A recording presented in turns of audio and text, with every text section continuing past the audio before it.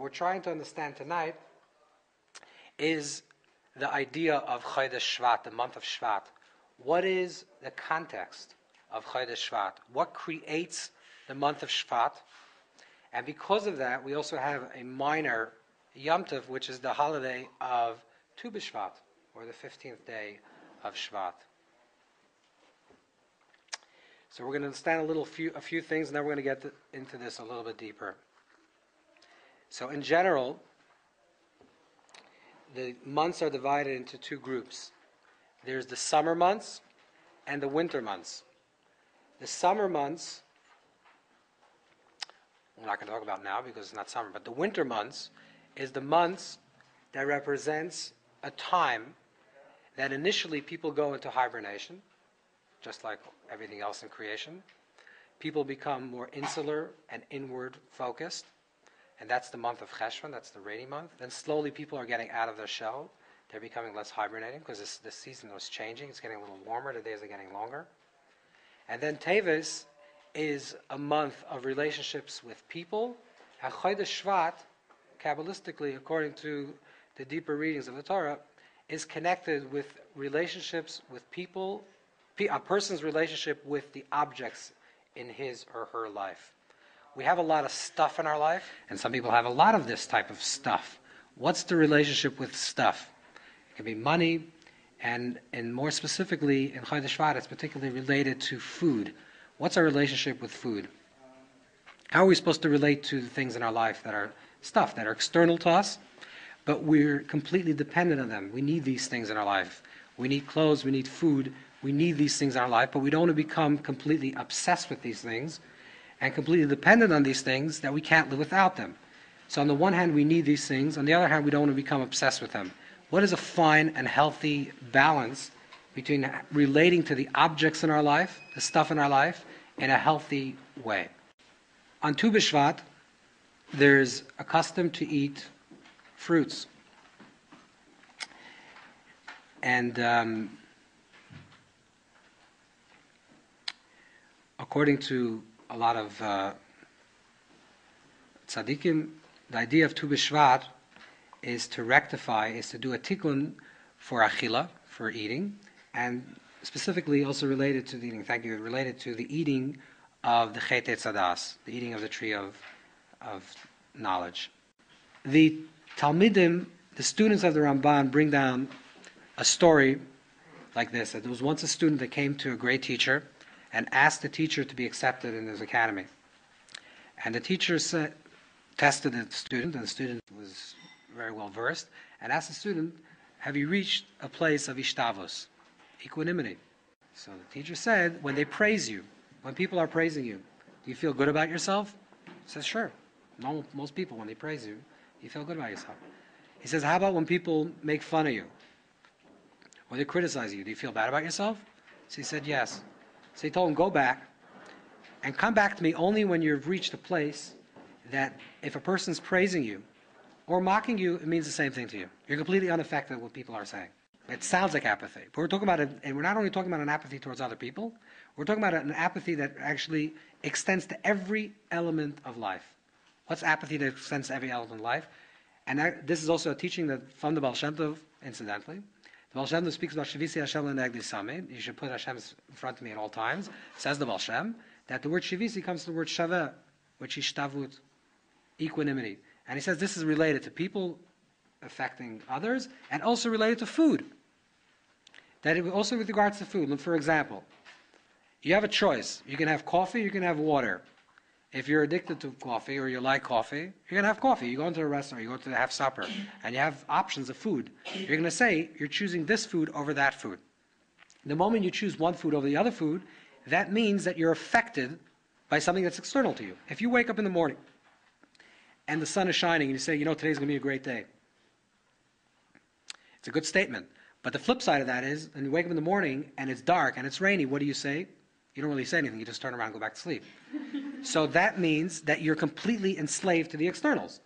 Whatever the situation that comes up in front of you is dictating to you how you're going to feel about yourself. If someone comes over to you and says, by the way, you're beautiful, you're smart, you're a very intelligent person, you feel, hey, well, good person. But if someone says, by the way, you're all the opposite things that I just said, then you really feel bad about yourself. So you're completely dependent on someone else's opinion about you, who you are. That's the opposite of ishtavut. That's the opposite of equanimity. You're completely enslaved to others' opinions, other foods, things that are external. Stage 3 says, or this is what the Mukabalim, the students of Nachmanides, teach, is practice this idea of ishtavus, equanimity. This is also, incidentally, a tikkun for the Chet Etzadas, right? We're saying that Tu B'Shvat is a tikkun. The eating of Tu B'Shvat, or healthy eating, creates a tikkun for unhealthy eating. The most unhealthy eating was in the story of the Chet Etzadas, in the Garden of Eden. And what does it say about in the story in the Garden of Eden? Mikol ha'etz ha'echot ha'achal, from all the trees you should eat. Rak be'etz ha'chaim, from the tree of life you shouldn't eat. When you're going to eat from it, you're going to die. What does that mean? The way the Mukabalim read this is not that there's a prohibition to eat one tree. The prohibition to eat is any single tree. If you single out a tree, if you single out a fruit and say, I want to eat that over that, that's the problem. That's not equanimity. If you say Eitz HaChaim is every tree. Every reality both has Eitz HaChaim and Eitz HaDas.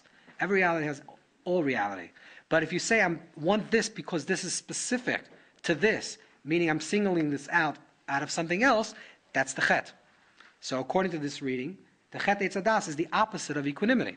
Because they said, I want to treat one tree over all the other trees. Any tree. But if it's one tree over the other, that's already not equanimity. And what's equanimity? Equanimity is basically you say that I'm not affected by what other people say. I'm not affected by anything that's external to me. I'm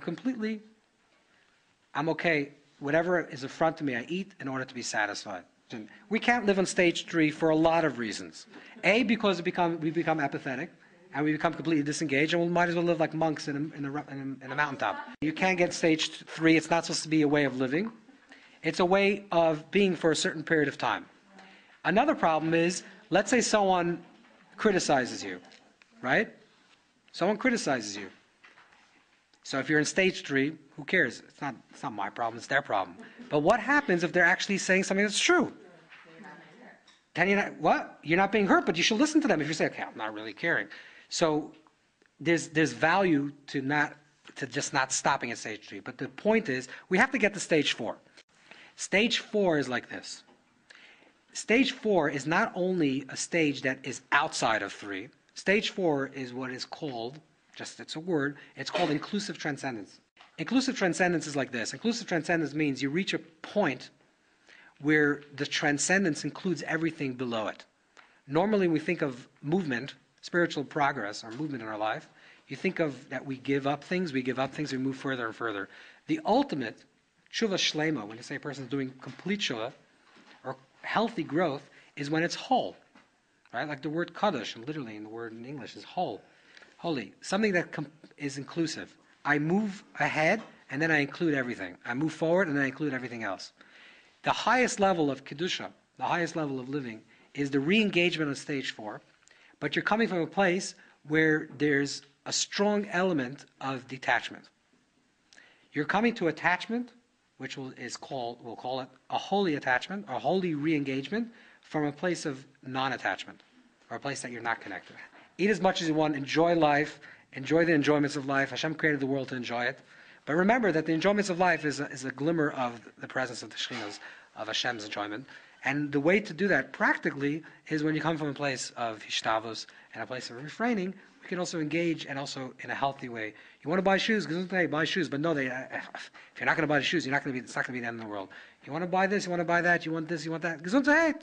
That's an neshama telling you that you have to do elevation. Bir on the tzutzis, the sparks that are connected with you, you have to elevate them. True. How do we know if you're deceiving yourself, or you're just giving yourself, is it true, or you're just making up a nice story so you can actually get those new shoes? Or how do you know? What happens if someone says it's not available? It's not available. You want it, it's not available. So if you feel down, that means that you're really connected to it. If not, you say, okay, so it's not available. That's also the divine plan of creation. The creation, Hashem wants it, I should want it. No one says I shouldn't want it. I can give it up. You have something, you're meant to have it. When you lose it, you're not meant to have it. You have a watch, you love your watch, you love it, you love your scarf. I don't know if you love it, but you like your scarf.